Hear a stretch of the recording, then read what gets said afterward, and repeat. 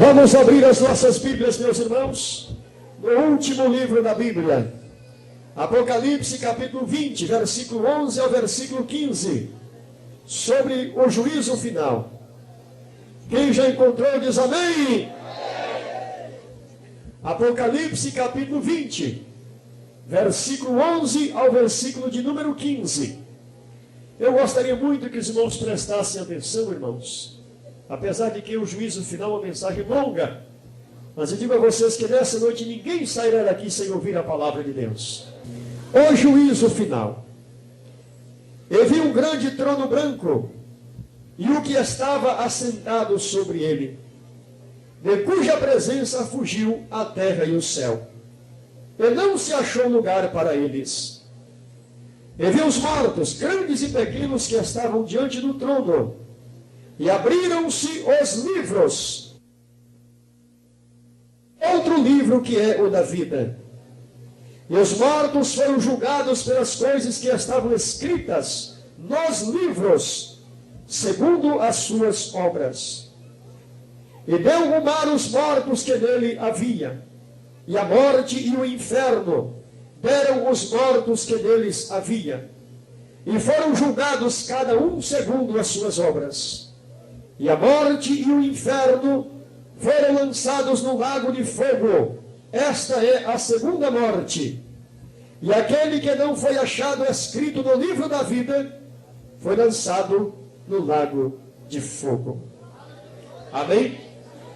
Diga assim: Senhor meu Deus, fale agora ao meu coração através da sua palavra.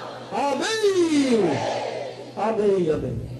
Meus irmãos, vocês que têm seus lugares, por favor, queiram assentar um minuto mais em nome do Senhor Jesus Cristo, louvando a Deus com muita alegria.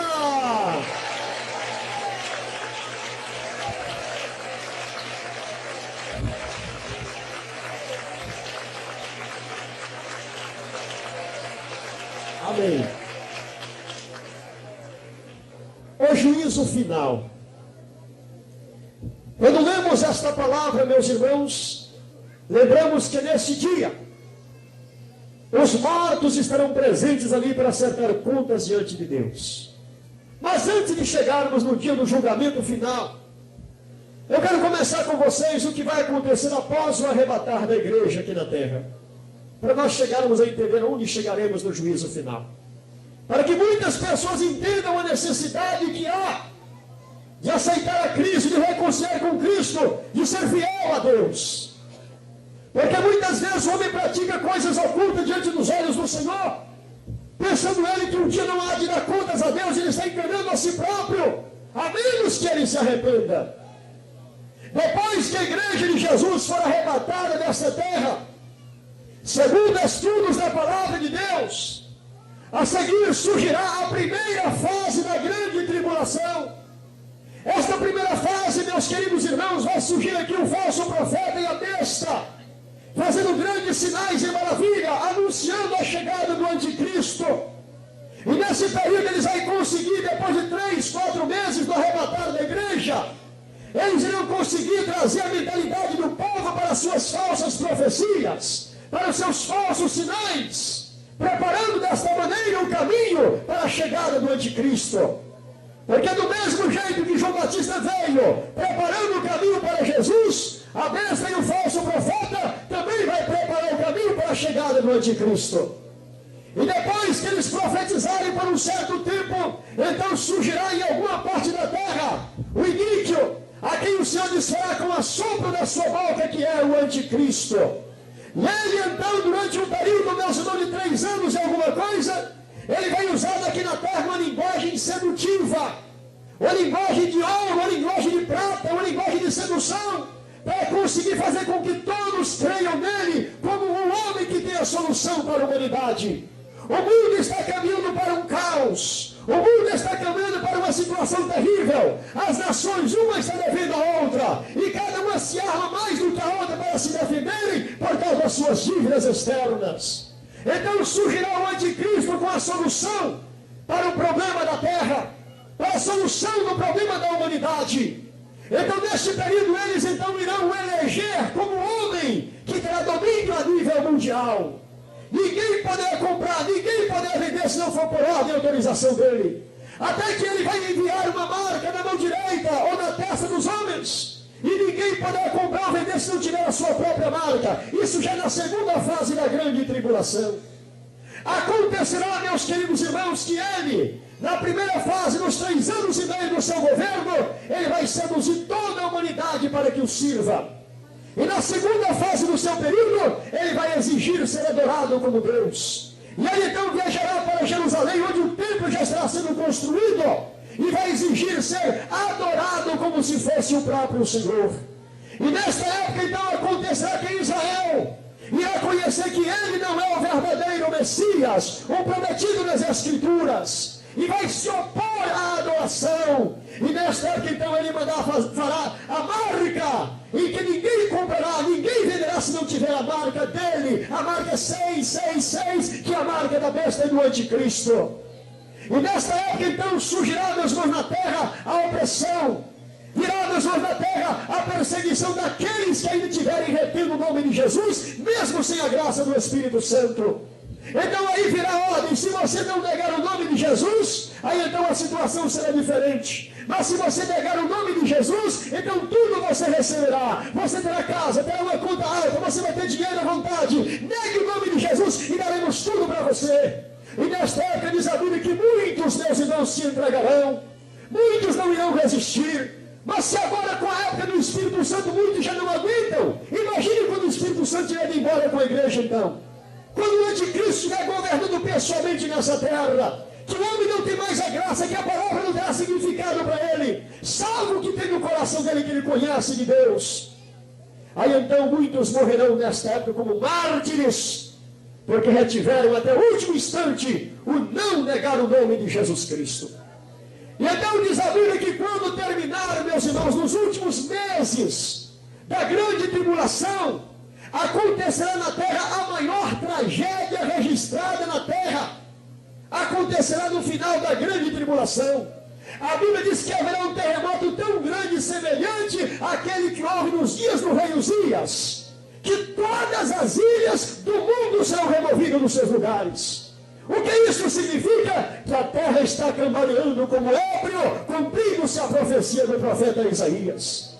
E quando terminar a grande tribulação, o que acontecerá? Diz a Bíblia que aparecerá no céu o grande sinal do Filho do Homem, Jesus vindo numa nuvem com poder e grande glória.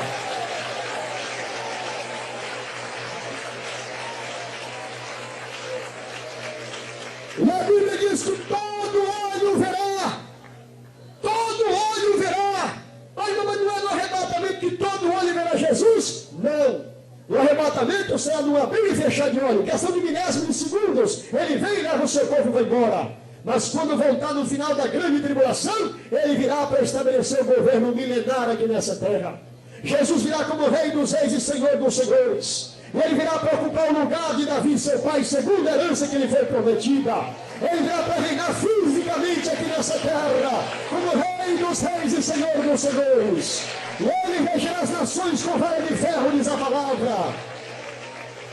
Nesse período, meus irmãos, que Jesus Cristo vier para estabelecer o governo de 1000 anos aqui na terra, a primeira coisa que vai ser abolida na terra vai ser as trevas. Porque o governo de Jesus não há escuridão e não há trevas. Como desta maneira, presbítero? A Bíblia diz que no período do milênio, a lua será como o sol, e o sol 7 vezes mais claro. Se a lua for como o sol, então não haverá noite, haverá apenas dia. E se o sol for 7 vezes mais claro, então o dia será muito mais claro do que o próprio dia. Então será um período, meus irmãos, em que Cristo estará governando pessoalmente nessa terra. E nesse período diz a Bíblia que os dias dos homens serão como o dia das árvores. Uma árvore você pode cortar ela no meio, de repente ela brota e nasce novamente.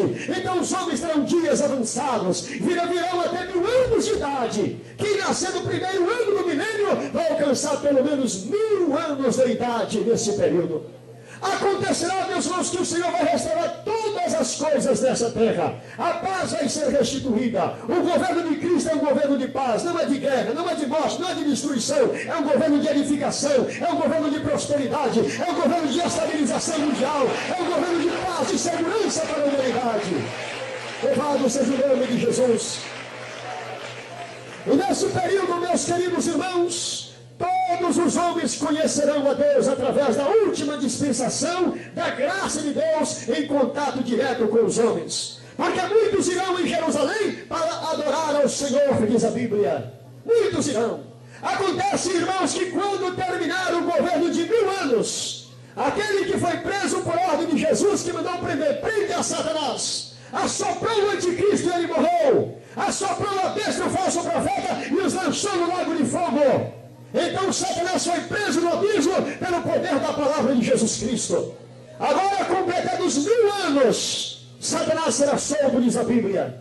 E diz a palavra que quando Satanás for solto, diz a Bíblia que ele então vai conseguir enganar todas as nações da terra. E ele vai argumentar palavras sedutivas que vão conseguir fortes exércitos. Os exércitos de Gog e Magog, conforme Ezequiel capítulo 38, estarão preparados nesse dia para invadir o arraial dos santos, que é a cidade santa Jerusalém, e vai pisotear a cidade. Alguns, mas por que isso vai acontecer? Para se cumpra Hebreus 9:27. Ao homem está ordenado morrer. Nesta época os judeus alcançarão a misericórdia por meio da morte física, porque a promessa de Deus permanece sobre eles por causa de Abraão, por causa de Isaac e por causa de Jacó. E nesta época eles estarão ao lado de Cristo, ao lado do Cordeiro de Deus, diz a palavra.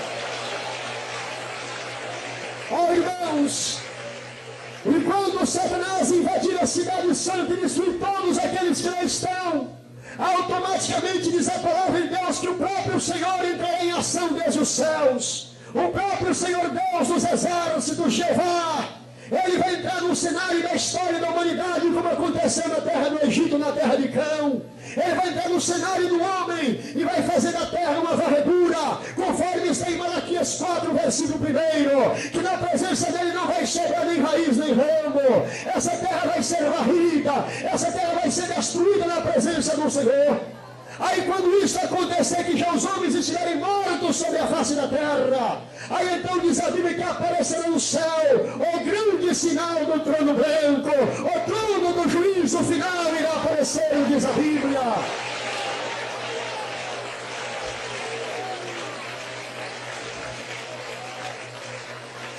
E quando o trono branco aparecer, o escritor do Apocalipse disse que o céu e a terra fugiu da presença daquele que estava sentado no trono, e não se achou lugar para eles. Para quem? Para o céu. O céu vai ser desfeito pela mesma palavra que foi criado. A terra vai ser desfeita da mesma maneira que ela foi criada. Vão ser destruídos, apagados, desmanchados da história. E então os homens estarão no ar diante do trono do juízo final.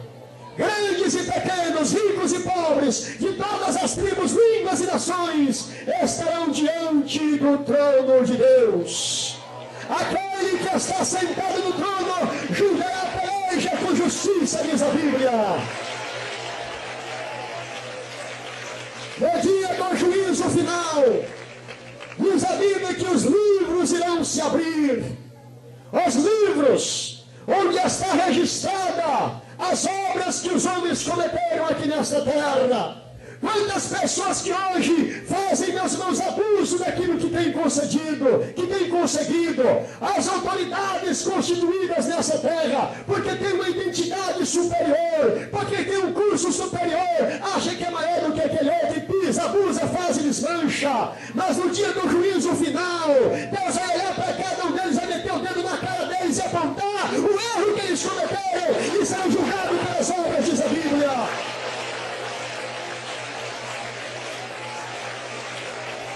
No dia do juízo final, estarão na presença de Deus os sodomitas, os efeminados, os homossexuais, que praticam todo tipo de abominação, de lascívia e de sodomia, estarão diante de Deus para darem conta dos seus feitos aqui na terra. No dia do juízo final, estarão os ladrões na presença do Senhor. os roubadores, os ladrões, os mentirosos, os enganadores, os adúlteros, os afeminados estarão diante do juízo de Deus naquele dia.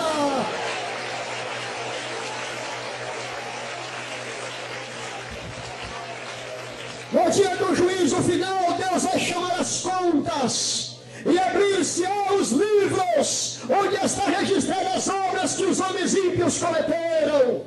Naquele dia Deus vai olhar para aquelas irmãs que praticaram aborto e vai perguntar para você: cadê os seus filhinhos? Porque aqui no meu registro está contando que você tinha 3, mas aqui eu vejo você apenas com 1 que subiu para cá. Onde estão os outros 2? Mas Senhor, não era 3, era só 2, porque você, era 3, era só 1, Senhor. Não, era 3, porque 2 você abortou. Olha aqui no meu livro que está registrado aqui, que naquele dia você abortou esse, depois você abortou esse, em tal lugar. Ah, Senhor, mas a vida é tão difícil. Olha para baixo de você, veja o que está embaixo. Aí você olhando para baixo, vê aquele caldeirão de fogo, jogando chama de um lado para o outro. É um lago de fogo e enxofre, esperando por aqueles que não têm o nome lá no céu, no livro da vida, por causa das suas obras ímpias que cometeram diante do Senhor.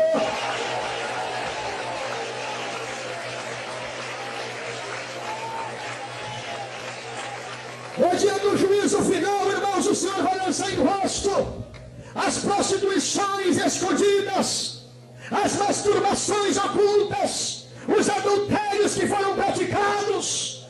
No dia do juízo final, Deus vai apontar na sua cara: seu crente adúltero, seu crente masturbador, seu crente prostituto. No dia do juízo final, Deus vai lançar em rosto a sua falta de temor a Ele. Glória a Deus!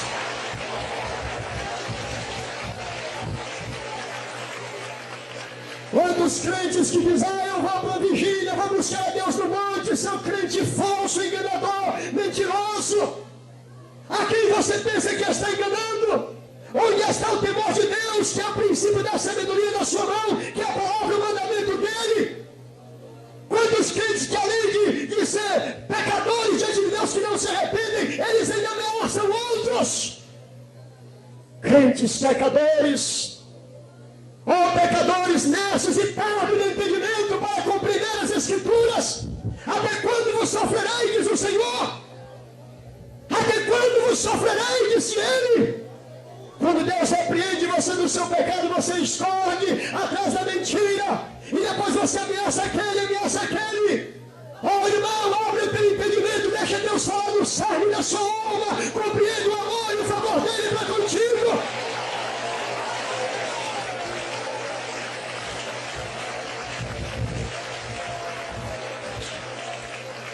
No dia do juízo final, irmãos, Deus vai chamar em conta aqueles homens grandes da política que têm chegado e tomado a terra daqueles pequenininhos lá no sertão.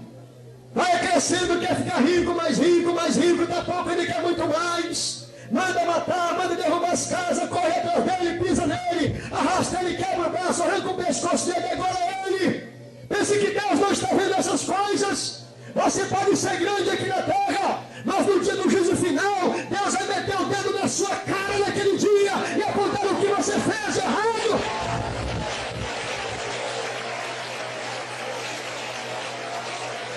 Aleluia!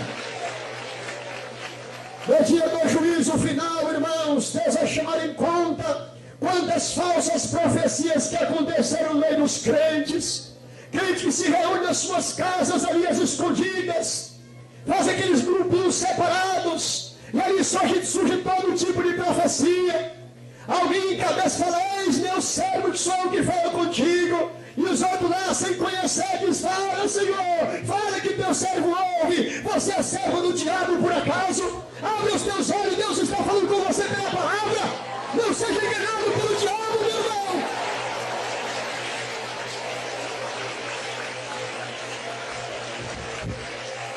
No dia do juízo final, irmãos, Deus vai chamar as contas aqueles falsos pregadores que são usados para o espírito do diabo. Que é isso, presbítero? Existem falsos pregadores? Pelo menos está escrito na Bíblia em 1 Timóteo capítulo 4, versículo 1. O Espírito expressamente diz que nos últimos tempos muitos apostarão da fé, dando ouvidos a espíritos enganadores e a doutrinas de demônios. E o diabo, para espalhar as suas doutrinas, para divulgar as suas doutrinas sediosas, a quem ele vai usar? Aqueles que não têm o temor de Deus, aqueles que não obedecem a palavra, eles o diabo vai usar para que a sua falsa doutrina seja divulgada dentro das igrejas, para que os crentes, perdendo o temor de Deus, se esqueçam até do arrebatamento que se aproxima. E é isso que tem acontecido. Os crentes hoje estão perdendo o temor de Deus, já não se lembram mais de examinar a Bíblia, tem desprezado o santo jejum, tem desprezado a consagração, tem desprezado a oração, e Deus vai pedir conta de tudo isso, porque Ele nos chamou para a santificação, diz a Bíblia.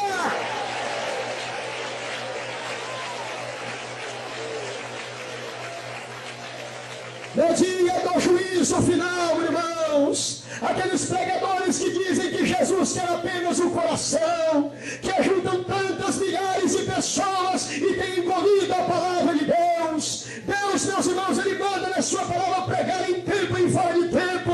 O pregador não escolhe o que quer falar, porque quem conhece a necessidade da igreja é o Espírito Santo. Deus não manda mensagem de paz para você que está no pecado. Deus não manda mensagem de paz para você que está errado. Ele repreende, Ele castiga, porque Deus não quer que você pereça, diz a Bíblia.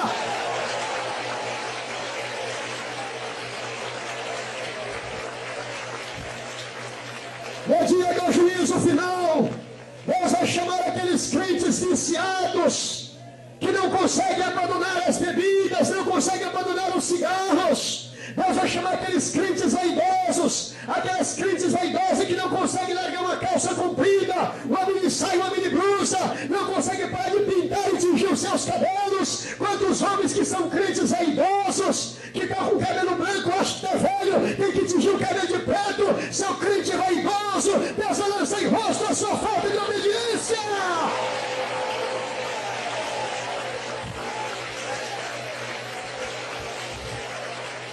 No dia do juízo final, Deus chamará a conta aqueles que não aceitaram a sua palavra. Oh, irmãos, Deus não é Deus de brincadeira. A Bíblia fala em Números, no capítulo 23, no versículo 19, que Deus não é homem para que minta, nem filho do homem para que se arrependa. Porventura diria e não faria, ou falaria e não confirmaria. Assim diz a palavra do Senhor, a palavra que sai da minha boca não voltará para mim vazia, antes só o que me apraz e prosperará naquilo para que enviei.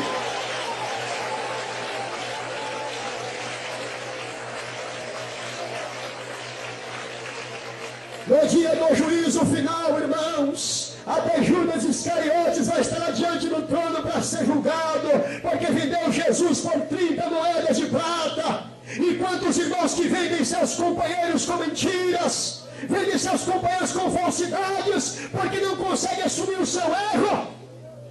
Do mesmo jeito você está sendo um traficante de almas, do jeito que Judas foi, você está sendo também. Esse mesmo espírito diabólico que usou Judas está usando tantas pessoas em nossos dias. Meus queridos irmãos, cuidai da vossa vida, cuidai da vossa salvação. A Bíblia fala em 1 Coríntios, no capítulo 15, no versículo 58. Meus irmãos, trabalhai, honrai a vossa fé, porque o vosso trabalho não é vão no Senhor. Sede zeloso da vossa salvação, cuidai da vossa espiritualidade, tenhai cuidado da vossa vida diante de Deus, nosso Pai.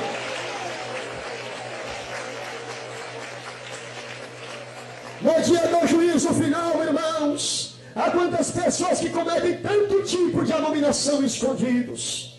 E pensam, não, irmão, o que tem isso? Ele sente um remorso tão grande pelo pecado, mas não é arrependimento. Arrependimento é abandono completo do pecado, irmão. Arrependimento é abandonar o pecado. A palavra arrepender-se significa abandonar. Abandonar o que é o pecado? Por quê? Porque o salário dele é a morte. Por que tem que abandonar o pecado? Porque o pecado é transgressão. Transgressão será disciplinada, e que disciplina é a morte, diz a Bíblia. Mas quantos que são duros de coração, Deus fala, Deus repreende, Deus exalta e diz, não, eu vou esperar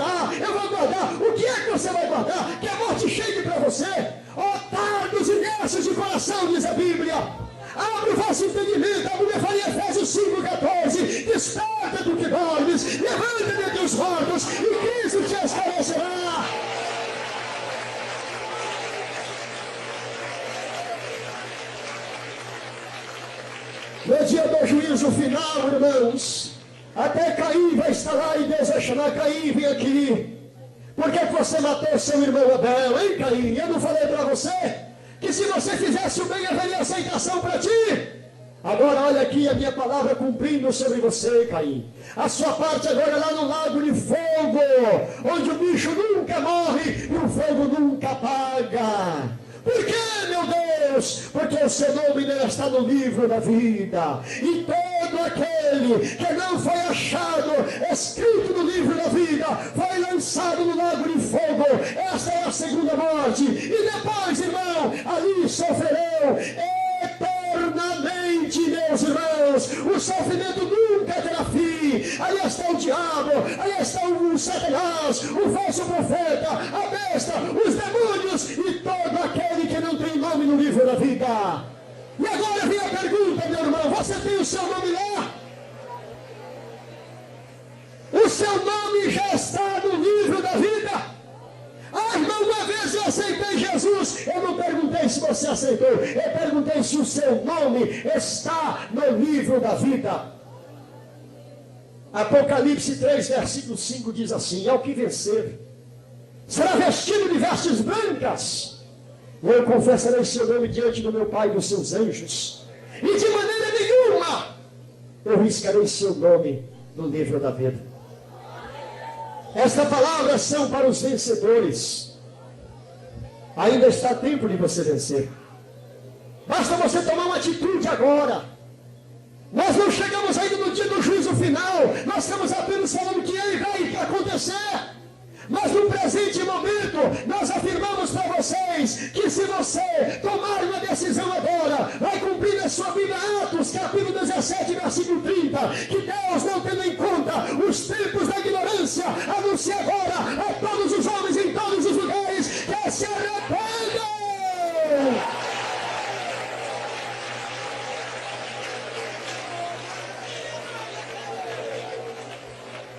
Arrependei-vos, diz a palavra de Deus. Meus irmãos, não seja duro de coração. A maior pessoa preocupada com você é você mesmo. Além de Cristo, quem mais se preocupa com você é você. Se você ficar na sua ignorância, quem vai perder a salvação é você. Dobra, curva-te diante da palavra de Deus e aceite a repreensão. Diga: Senhor, eu estou errado. Assuma a sua falha diante de Deus. Diga: Senhor, eu errei. Eu vou me humilhar, Senhor. E o que vai acontecer? Deus perdoa, porque Deus é amor, diz a Bíblia. Ah, irmão, e a disciplina? A disciplina é a ordem da igreja. Senão vira bagunça na casa do Senhor. É melhor agora do que no dia do juízo final. Meus irmãos, que Deus abençoe vocês. Estejam preparados para o arrebatamento. Porque se você não subir com Cristo, saiba de certo que você vai estar diante do juízo final. E naquele dia não é julgamento de misericórdia, mas de condenação.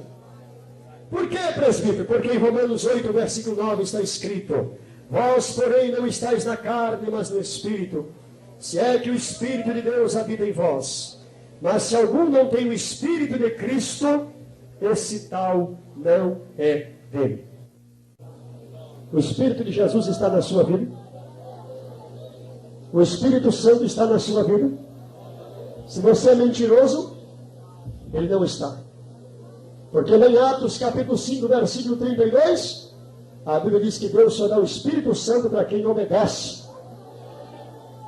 Você já é obediente a Deus? Então propõe no seu coração agora. Fala: Senhor, a partir de hoje, a minha vida será uma vida nova. Propõe a Deus. Escapa-te pela tua vida antes que você pereça, viu?